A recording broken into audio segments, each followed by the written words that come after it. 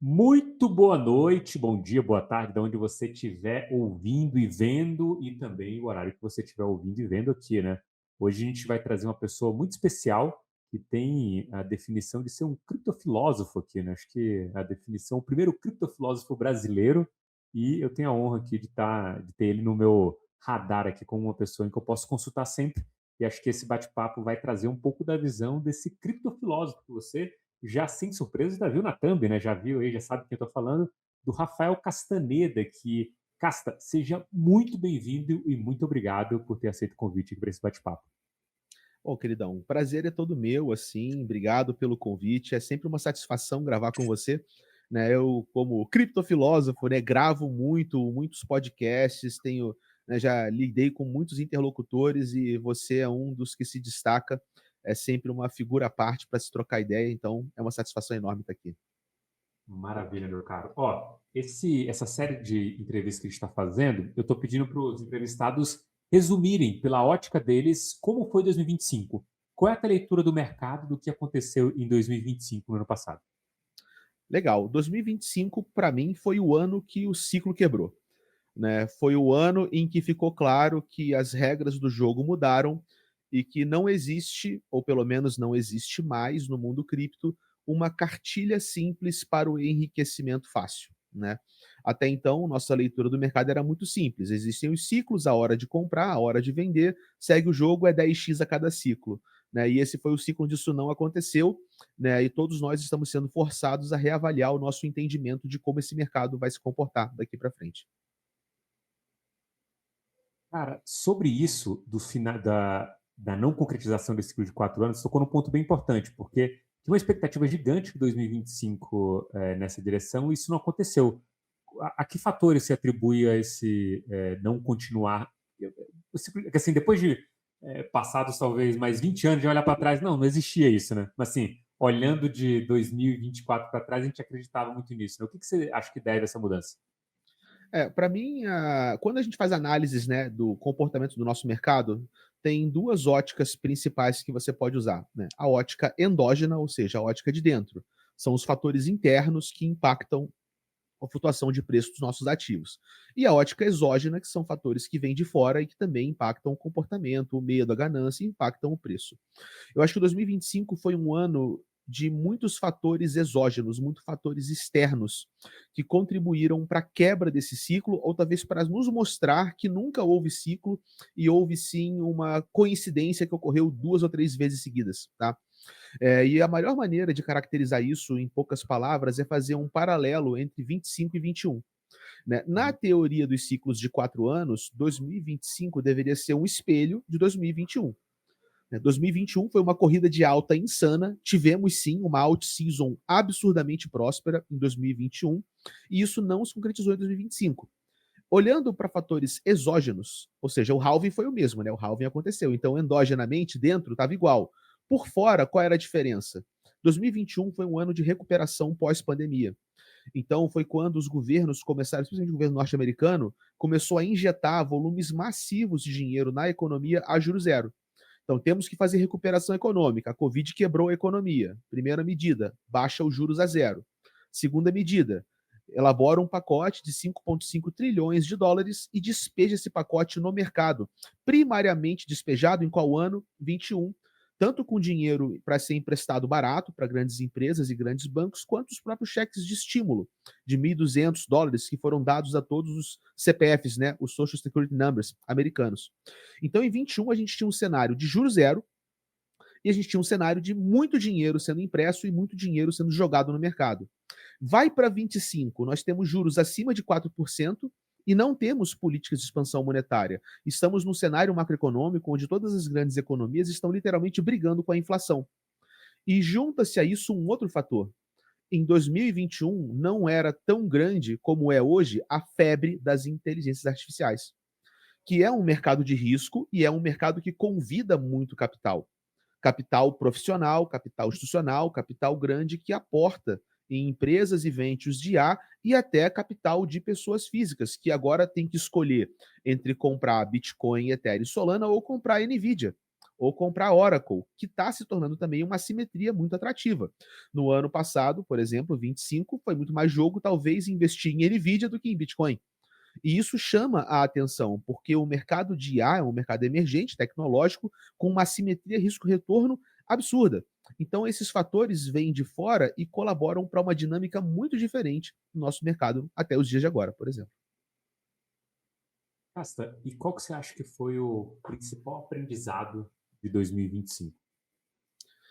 Para mim, o principal aprendizado de 2025 é não dá mais para olhar somente para cripto. Né? Você não pode ser um investidor de cripto, como era no passado, que se dá o luxo de não querer saber o que está acontecendo no mundo. E eu digo assim, não é só questão macroeconômica e geopolítica, é não querer saber o que está acontecendo com o ouro, com a prata, com a dívida norte-americana, com os títulos de renda fixa do seu governo, Brasil ou do exterior, por exemplo. Se dá o luxo de não saber o que está acontecendo na bolsa, entendeu? Porque uma vez que ficou claro o quanto há hoje de impacto externo no mercado cripto, o investidor que só abre gráfico de cripto, só fala de cripto, só fica vendo notícia da Polygon, esse cara perde a leitura correta do que está acontecendo no mercado. Eu acho que cripto cresceu tanto que começou a se tornar mainstream. Era um dos nossos sonhos, né? Quando que Uhum. cripto vai se tornar mainstream, né? Quando ele vai furar a bolha. Cara, furou a bolha. Larry Fink e BlackRock falam que Bitcoin é ouro digital. Só que furar a bolha tem um preço. Se o seu mercado se torna grande demais, ele se torna naturalmente cada vez mais correlacionado a acontecimentos globais importantes, porque existe muito capital que está preso em outros interesses que agora também atua no seu mercado.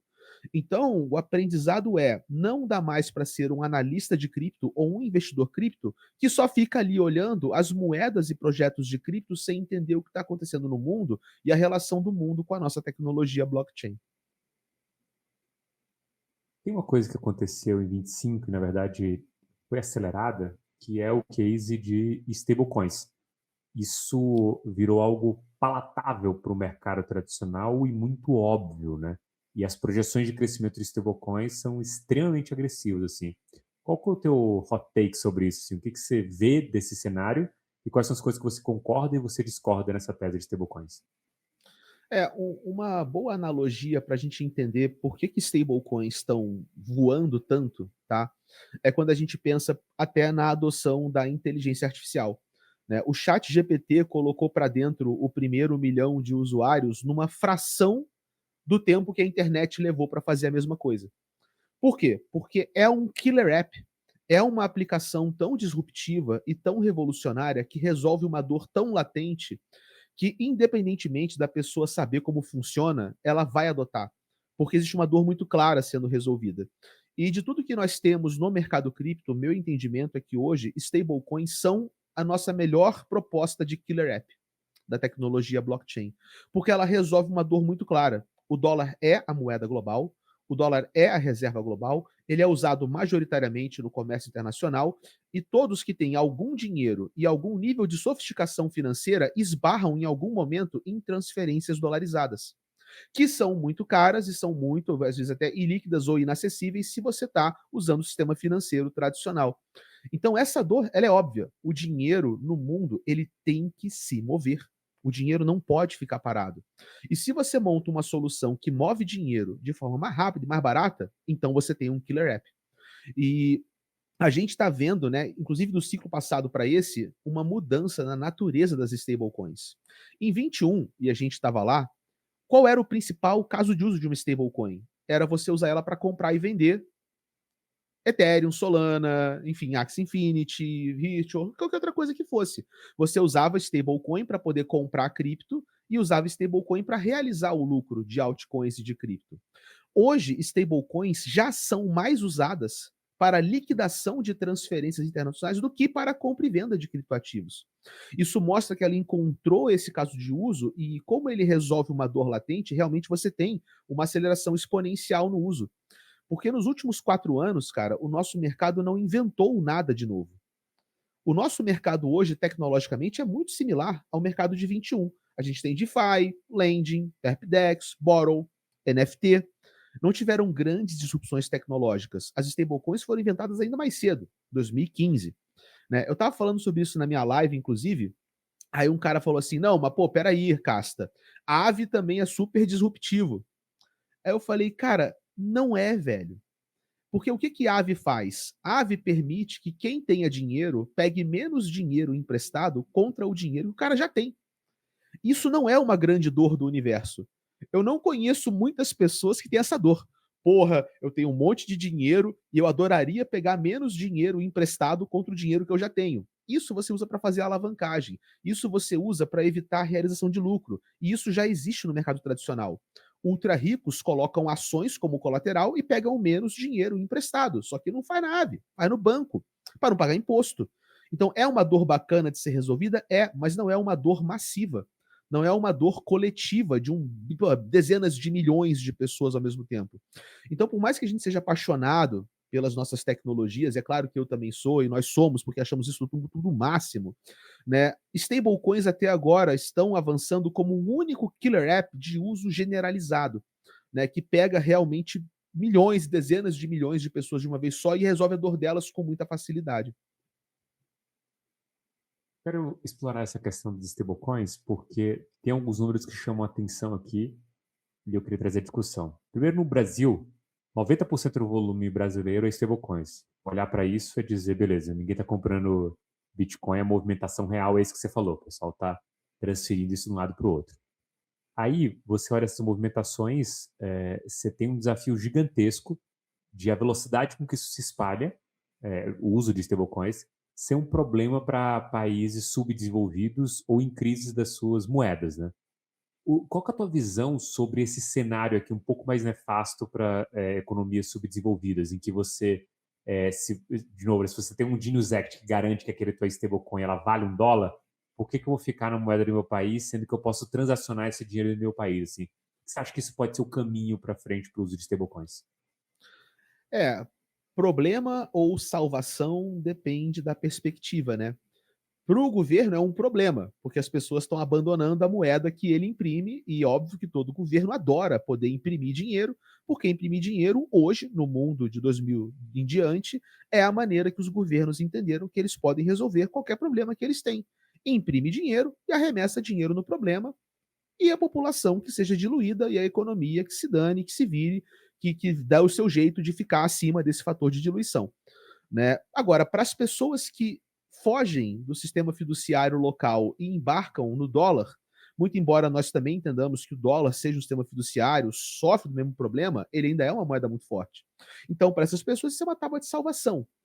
E se você tem realmente um pensamento um pouco mais libertário, ou flerta com os conceitos da escola austríaca, esse tipo de migração, ele pode, num primeiro momento, ser problemático para o governo, mas para a sociedade como um todo, ser uma tábua de salvação. Porque realmente mostra que os governos não podem mais se dar ao luxo de baixar leis e exigirem o monopólio da moeda local. Eles têm que fazer com que o sistema local funcione e gere os incentivos econômicos corretos para haver progresso, para haver desenvolvimento, para haver negócios, para haver prosperidade. Eles não podem se dar ao luxo de fazer tudo isso na canetada, porque se eles montam sistemas econômicos locais ruins, com moedas fiduciárias locais mal desenhadas e políticas econômicas desastrosas, a consequência é muito simples. Qualquer um que tenha um IP com acesso à internet vai abandonar o sistema fiduciário local, e isso vai acontecer cada vez mais.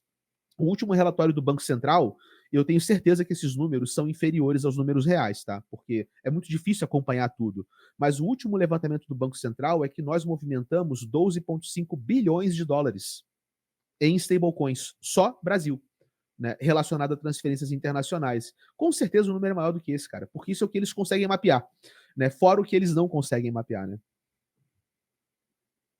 Cara, e nesse volume de transação, né, você tem essa descrição alta do volume, você tem um percentual que é muito grande perto de cripto, ou seja, o mercado de stablecoin como killer app, ele já é maior do que a própria indústria cripto aqui no Brasil do ponto de vista de utilidade, sem sombra de dúvida, até pelos esses números. E aí tem uma questão sobre o debate que a gente estava tendo, que era essa é uma brecha para não se pagar IOF, ainda mais quando a gente olha o governo local fazendo o imposto que é para controlar esse fluxo financeiro globalmente sendo usado como arrecadatório, a subida do IOF aqui. E aí, quando você entra nessa seara, no apagar das luzes de 2025, você teve uma normativa classificando esse negócio como câmbio, o uso de stablecoins aqui. E abrindo as portas para você poder cobrar IOF nessa transação, que seria um depara contra a outra regra. Isso para você, qual é a tua leitura sobre isso? Assim? Qual que é a tua visão sobre cobrar IOF nesses cenários aqui agora de stablecoins? Legal. Eu não acho que o fato de você poder dispensar o IOF em stablecoins é o que define se elas vão ou não vão ser utilizadas. É óbvio que é uma delícia, é muito gostoso para quem quer pagar menos imposto saber que existe uma janela momentânea, uma janela temporária, onde você pode se dar o luxo de fazer várias instrumentalizações e movimentações financeiras dispensando-se o IOF. Mas o IOF vai vir, né? De uma forma ou de outra, vão tentar fechar esse buraco.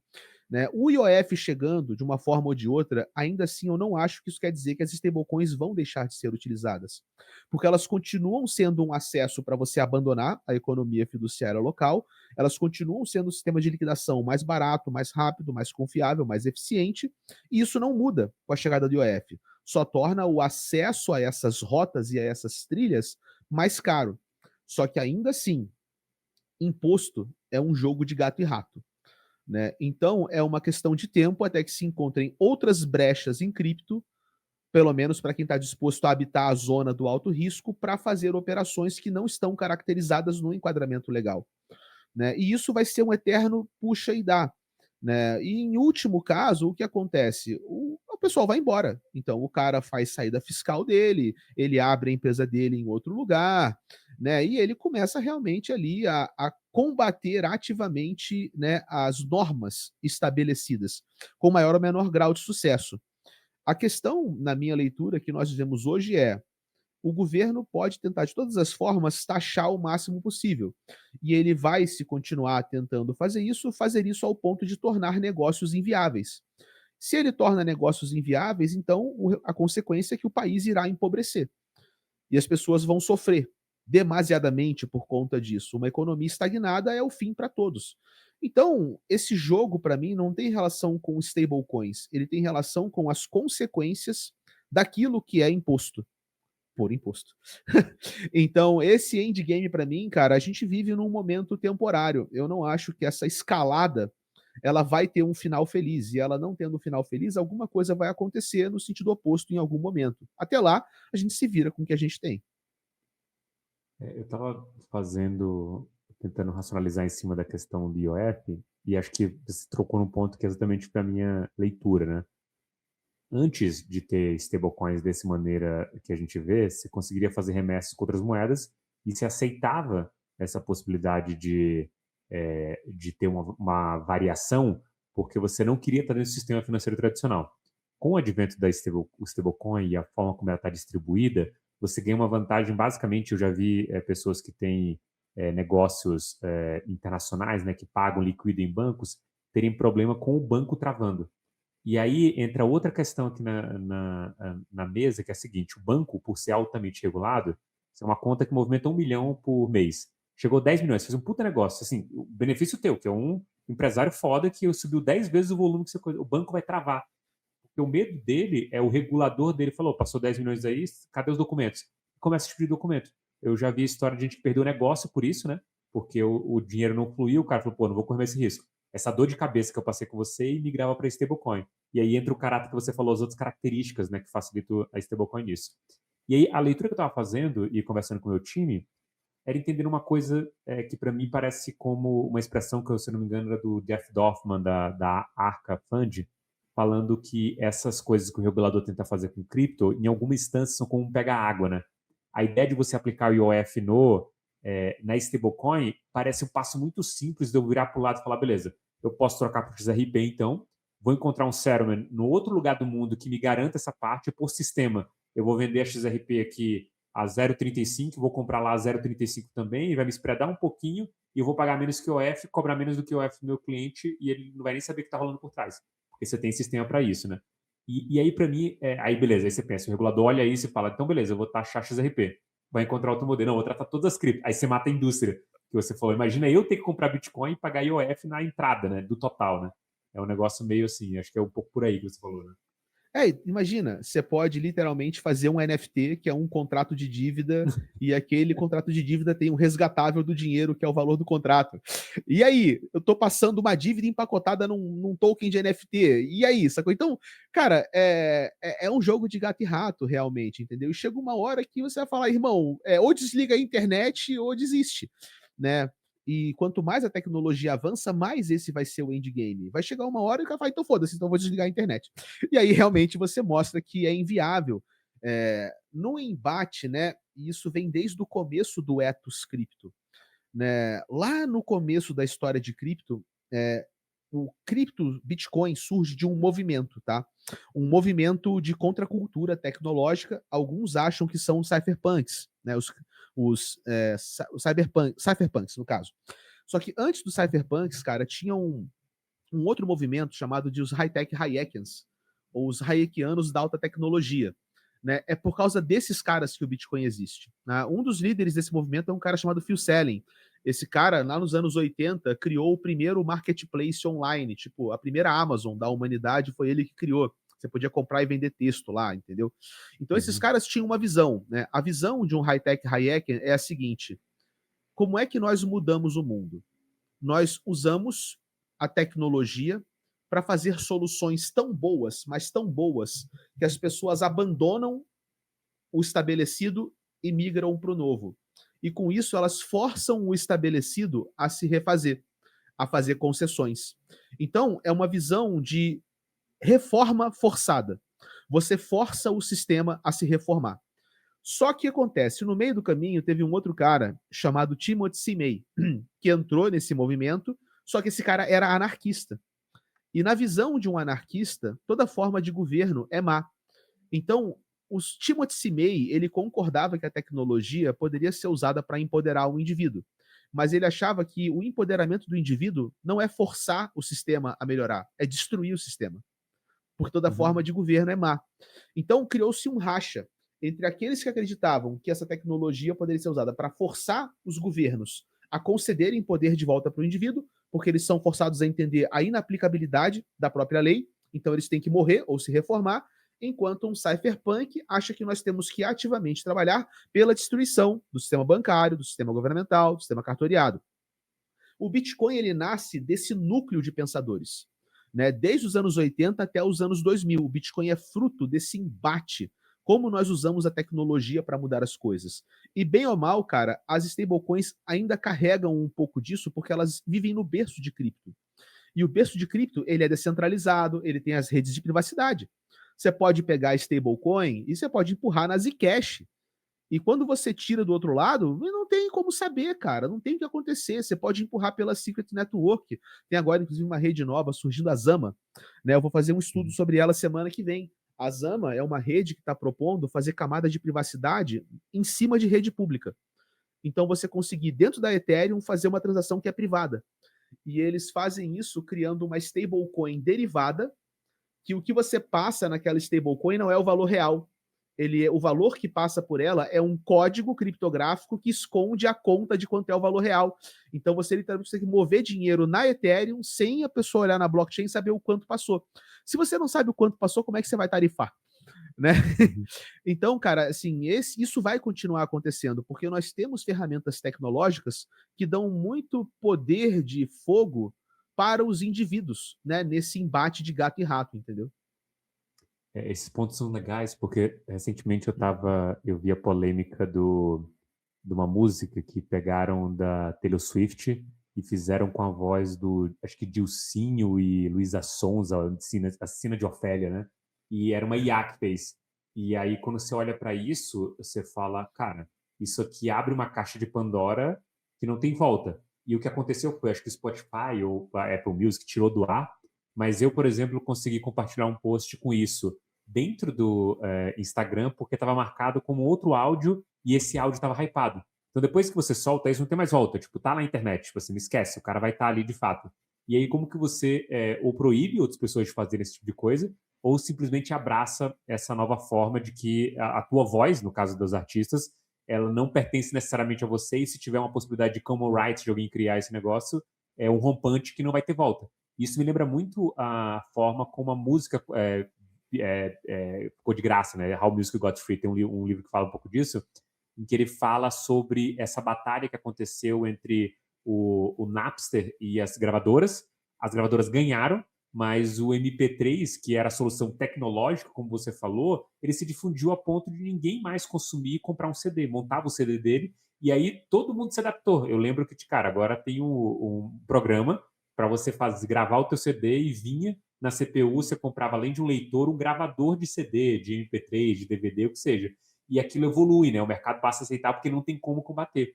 E eu acho que quando olha para o case de stablecoins, principalmente olhando para o Brasil na questão do IOF, eu vejo exatamente o mesmo cenário, assim. E eu acho que todo mundo que está um pouquinho mais esperto, e aí no caso de vocês da Oxus que estão olhando para isso, você consegue trazer esses insights, porque está muito claro que tem outras possibilidades aqui na mesa que vão achar uma brecha, e assim, acho que toda a legislação brasileira e a forma como a gente trabalha aqui, já que tudo tem que ser escrito, né? A brecha ela é legal, porque se não está escrito, aquilo não é lei.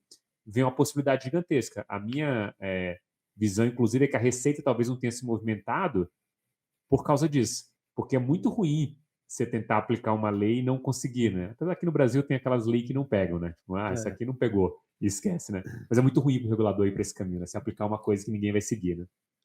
Eu acho que isso é especialmente temeroso quando você fala de dinheiro.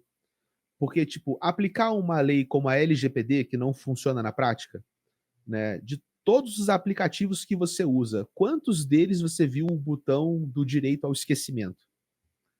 Nenhum. Ninguém Uhum. esquece nada, né? Então, tudo bem, uma lei como a LGPD tá lá para inglês ver, você pode usar para querer ferrar alguém, mas não é uma lei amplamente obedecida. Agora, é diferente quando você fala de imposto, né? Porque digamos que você enquadra uma lei relacionada a cripto, e acho que a gente vai passar por uma coisa parecida como essa, que de um ano para outro você tem, sei lá, 15 milhões de infratores, né? O que você faz com isso, cara? Entendeu? Como é que você vai perseguir 15 milhões de cidadãos num país continental como o Brasil? Né? E se a adoção continua, daqui a pouco você tem 30 milhões de infratores. Né? Então, esse tipo de situação, ele gera realmente um desgaste muito grande, porque ele mostra um governo fraco. Se eu Uhum. posso desobedecer essa, pô, então talvez eu também possa desobedecer aquela. E aí as relações, né, de massa e elite, no caso aqui a elite que ocupa o governo ou rege a sociedade, ficam muito, muito soltas. E a gente acha que vive numa era muito estável, né, irmão? Assim, eu me lembro, até hoje, né, de uma aula de geografia que eu tive na quinta série, cara. Juro pra você. Caramba. Quinta série, aula de geografia. Aí a professora lá, tia, né, ela falou um negócio assim: olha, vocês nasceram numa geração muito boa, porque vocês vivem numa época em que acabaram-se as guerras do mundo. Ela falou assim. É porque era aquela visão pós-segunda guerra, Pax Americana, né? Não tem mais guerra, não tem mais grandes colapsos, não tem mais grandes revoltas, revoluções, agora tem a ONU, entendeu? Tipo, e o mundo agora vai ser um lugar pacífico daqui para frente. E essa é uma ilusão que nós temos, tá? Porque a ordem social, ela funciona enquanto ela funciona. Mas quando ela para de funcionar, pode ser muito rápido. Às vezes começa com um protesto e estava Uhum. tudo bem. Uma semana e meia depois, tem um cara, um presidente fugindo, tem um líder se refugiando, tem um governo caindo, tem a bandeirinha do One Piece na entrada lá da, né, da Casa Branca, alguma coisa assim. Então a gente vive numa ilusão de estabilidade, mas a ordem global ela está mais frágil do que nunca desde o final da Segunda Guerra Mundial, tanto para diversos países como a própria conjuntura global, né? Não é mais um mundo unipolar, né? Os Estados Unidos não é mais tão hegemônico quanto antes.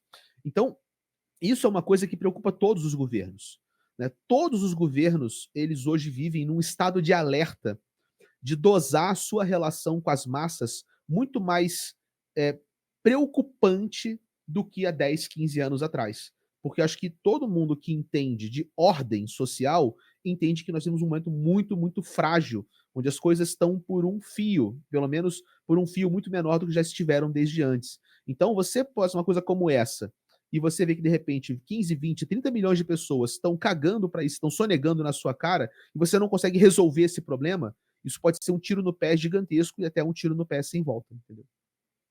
E se de alguma forma, nesse exemplo que eu falei, era as gravadoras, aqui é um governo, um negócio muito maior, mais crítico, né? E acho que aqui você junta até com as próprias visões do Rei Dalio, né? Falando sobre essa mudança global de poder, os países também ruem por dentro, né? Antes de parecer uma ruína por fora. Então, assim, as coisas acontecem tanto de maneiras endógenas quanto exógenas aqui. Acho que quando você olha para cripto, e sendo mais específico possível, né, no caso de stablecoins, é como se fosse isso, a porta de entrada é para isso. E aí, na hora que você olha, né, para mim, a consequência natural é, depois que eu consigo transacionar esse dinheiro, não quero fazer de outra forma, né, nessa velocidade e que eu tenha a posse dele. E a segunda pergunta que você vai surgir é, tipo, será que o dólar é de fato esse cara que eu deveria manter, né? Acho que para o cara que está fazendo só comercial, beleza, o cara roda de um lado para o outro, isso beleza.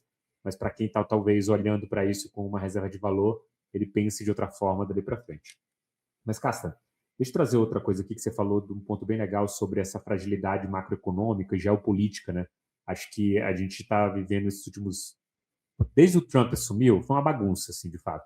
Mas esse último episódio parece que as coisas vão escalando de uma maneira que você começa a trazer as questões mais bizarras possíveis, né? Assim, o Trump tentar ameaçar, né? Até volta atrás naquele bate-a-sopra dele, ele falou sobre invadir a Groenlândia, e isso era basicamente rasgar o tratado da OTAN, que era muito bom pro caos total no mundo, né? Aquilo, de alguma forma, era o que mantinha ali algum certo equilíbrio, ali, uma guerra fria, onde você tinha a Ucrânia ali no meio do caminho junto com a Rússia. Então, esse cenário que a gente está vendo, ele traz muita instabilidade para o mundo como um todo, né?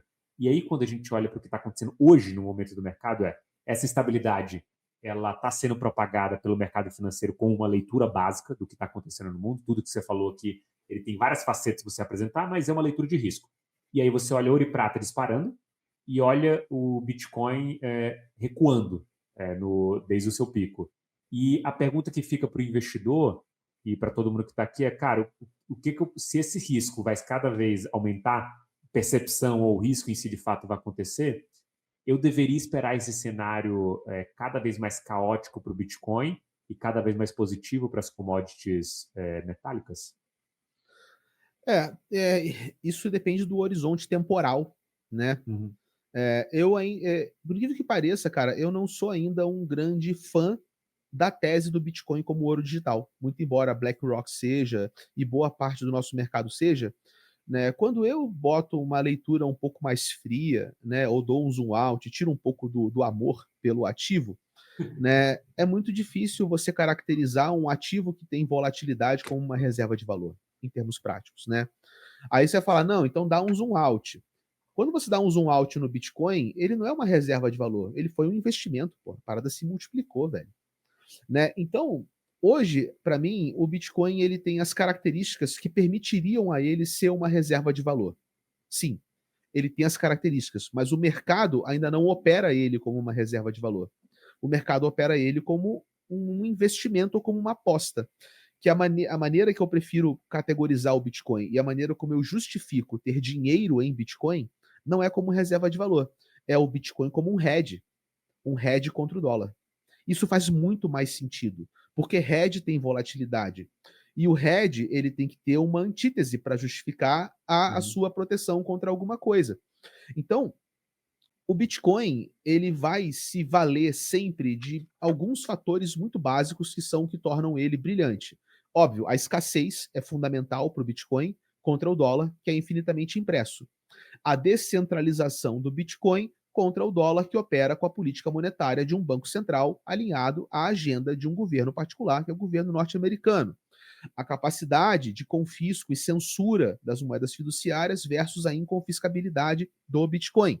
Né? Então, enquanto o Bitcoin evolui, e o que a gente tem visto dele ao longo do tempo é que ele tem juntado essas características, que são excelentes características para uma reserva de valor, com uma redução total de volatilidade.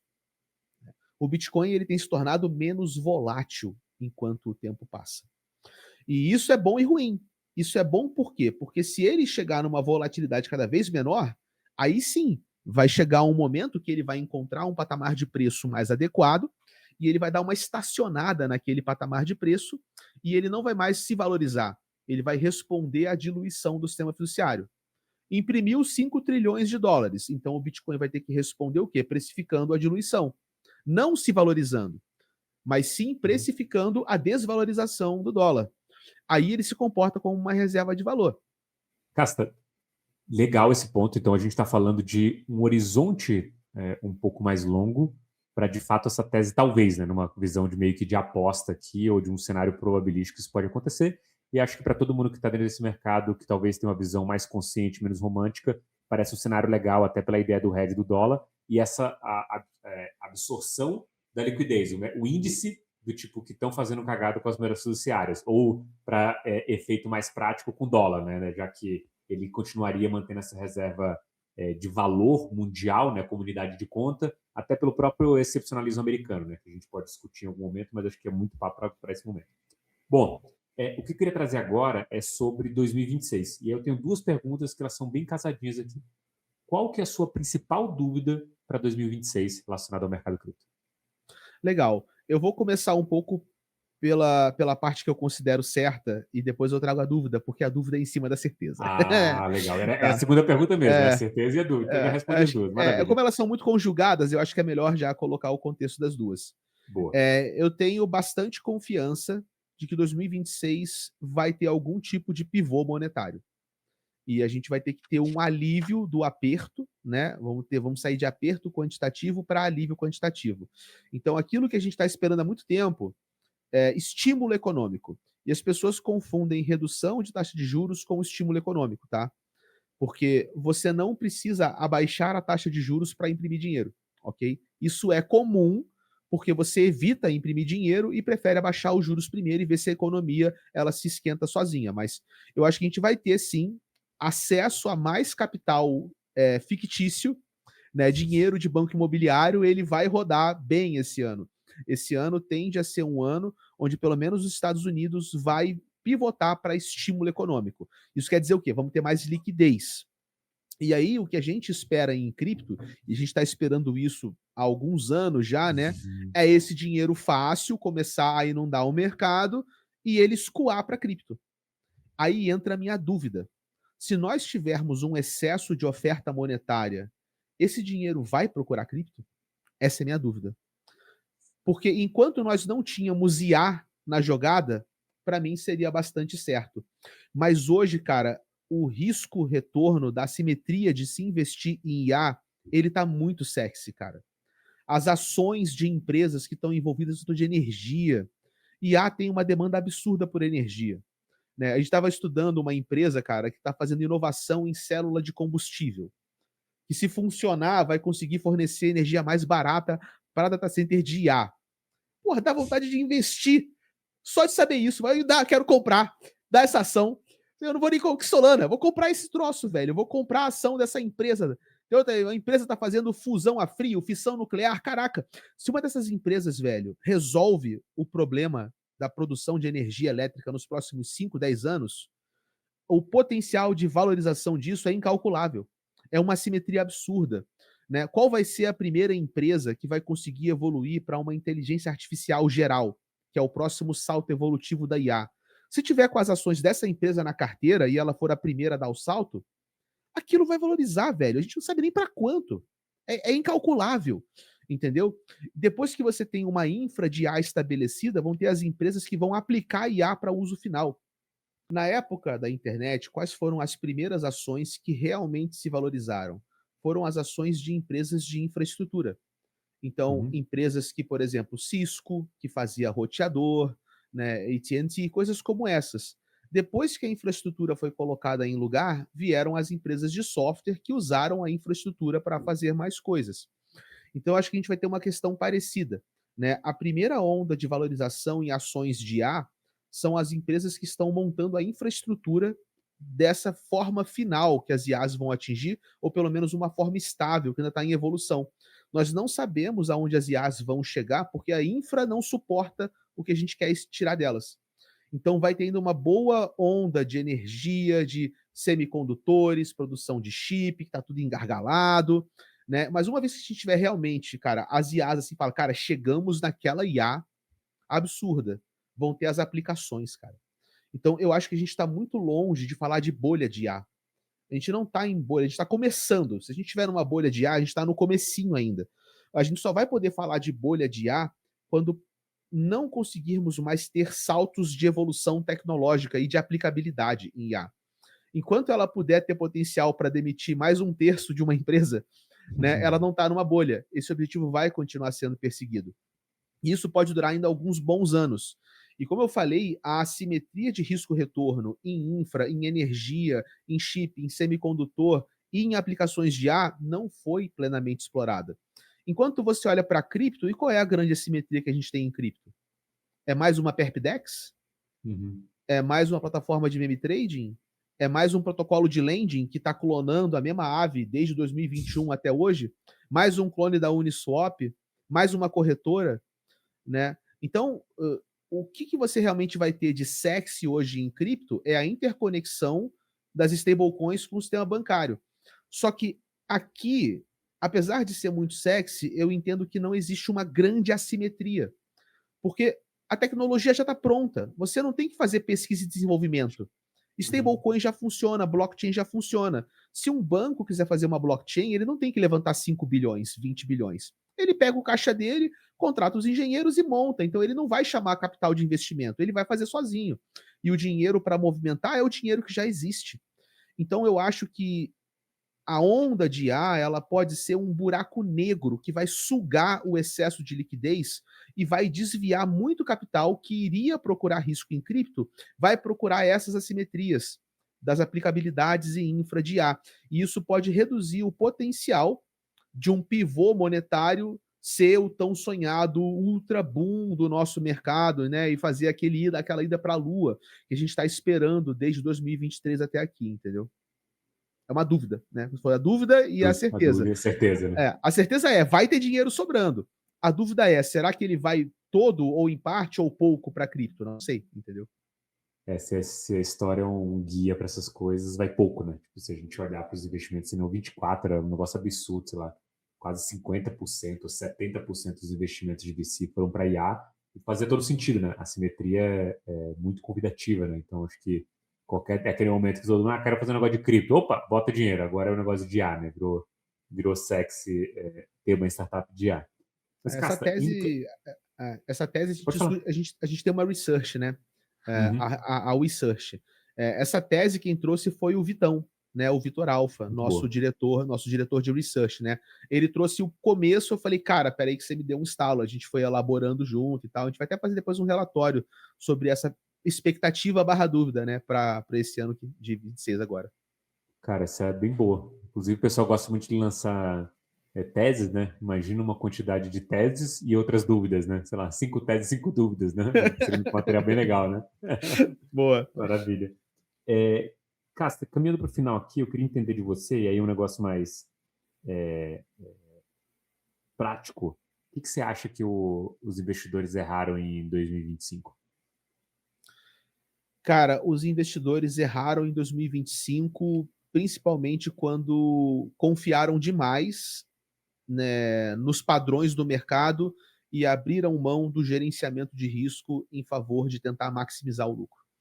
Né? A ilusão de que é fácil fazer 10x em cripto levou muitas pessoas a tomarem riscos que elas não poderiam tomar.